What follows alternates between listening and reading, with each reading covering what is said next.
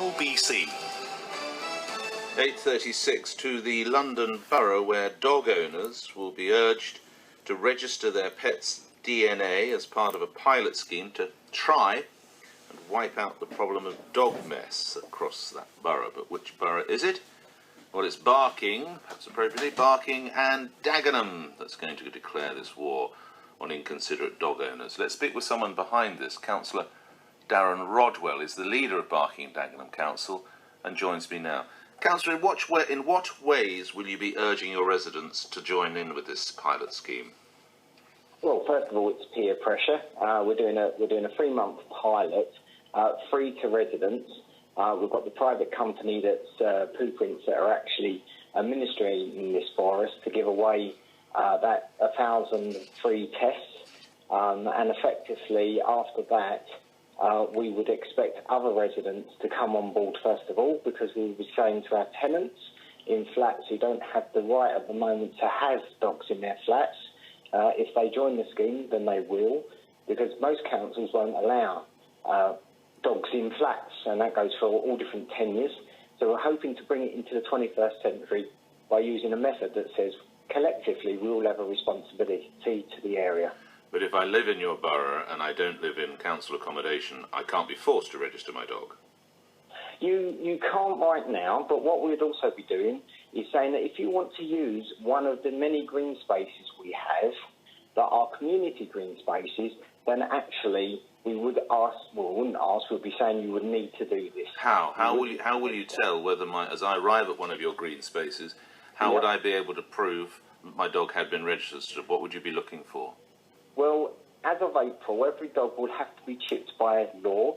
The government has said this. So we already have a duty to have to go around and check that those dogs will happen. That will happen in our parks and other spaces. So we're saying, well, we're going to take it one step further, and so we want, as a local council, we want you to be on our register as well, because for responsible dog owners, there isn't an issue. It's the irresponsible ones we're trying to target now, because dog's mess is the #1 problem for our communities up and down the land. So you get a number of dogs in the borough that are registered. What happens next as regards, will it be your park staff that will be taking care of this? A new squad of people? How will it work that go up? It's the existing staff, our enforcement staff. So we class this as part of the crime culture that every borough has, and it costs this council £2.3 million a year. We waste that money on chewing gum, spitting, rubbish, dog mess. So what we're using the same enforcement officers to administer on all those antisocial crime actions that, a minority of residents do, that cost us a lot of money. So your staff will then see some dog mess in a park or wherever it might be. Mm-hmm. They'll then take it off somewhere, it will be analysed, and then tracked back to the dog owner. That's the idea is that we already have a duty of care. So if there's dog's mess already informed to us, we have to clean it up within 24 hours. So what we'll do is we'll carry on that same process, but a small sample will be taken and then sent off and analysed. How much will that cost? Well, actually, the cost for the actual swabbing is £30, and that we'll be asking every resident to do that after this pilot if they want to be part of the scheme, and that's the lifetime of the dog. And then the actual cost for a test is £80, but we would then be putting a charge on there as well. So we'll be looking at charging around £150 if we have to collect your dog's mess. So you'll be making £70 profit out of these people? No, what we'll then be doing is reinvesting that money into good owner schemes, dog clubs, and having a pot of money for elderly people and other people where, the dog is man's best friend. That may be their only interaction to the wider world. So what we're trying to say is for responsible owners, be part of a scheme that improves the community. For irresponsible owners, we're not putting up with it anymore. How can you conclusively prove that it was my dog? Well, the great thing about DNA is each one's individual. So if it's good enough for the crime and the courts, it's good enough for us to be able to track down a dog. I think it's hideous, Councillor. I think it's akin to Stalinist Russia, that you will actually spend your residents' council tax by doing a deal with some private company, by encouraging, although actually if you're in council accommodation, forcing you to have your dog registered, by then having staff going around picking up dog poop, having it analysed at £80 a pop, and then coming round and fining people. I think it's hideous. Well, I would say to you, Nick, and it's not the first time me and you have spoken on many different subjects, I'd say to you that what I'm doing is doing what is the number one issue with residents, is carrying out their wishes, which is to say we want a clean, green space, safe and pleasant for all to use. So for good owners like myself, I've got 2 dogs. Yeah. Yeah, I'm happy to join the scheme, and you're also happy to lead a council that will effectively pursue its residents for cash through dog poo.